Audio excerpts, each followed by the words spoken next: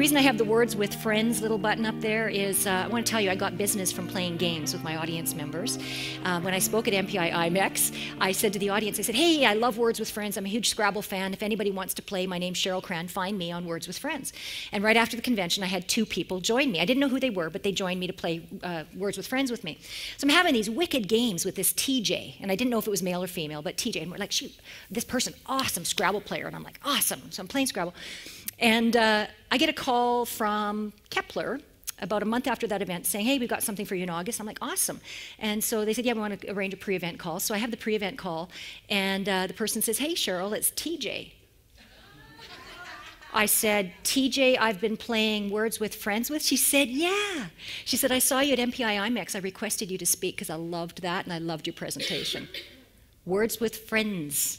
Yes, so this is, she was a Gen X, by the way. So Angry Birds is another passion. Unfortunately, you can't Angry Birds with other people. You can just get competitive with it. But interactive gaming, how many of you play Draw Something? The interactive gaming is like, this is the way Gen X and Y, they're like, oh, you know, they get to know you. It's personal. Like I had so many Scrabble games with TJ, I felt like I knew her mind because the words that she would play and everything, it was really cool. It was a fun example. I got business from Empire Avenue. How many of you are familiar with Empire Avenue? It's a social media gaming site that tracks your social media activity. And you actually get into these levels of efficacy. Now, you might be thinking this is a complete waste of time. I want you to know I play Words with Friends first thing in the morning and once at night. That's all I play.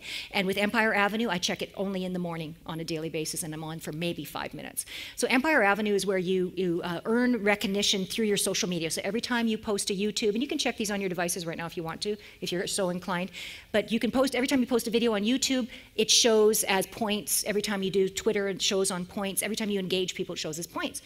So the other day, I get an Empire Avenue shout out. It's called a shout out from this girl named Christine in Vancouver saying, hey, Cheryl, I saw you on Empire Avenue. I looked up your bio. I'm doing an event in October. Are you available? And I got a direct booking from playing Empire Avenue.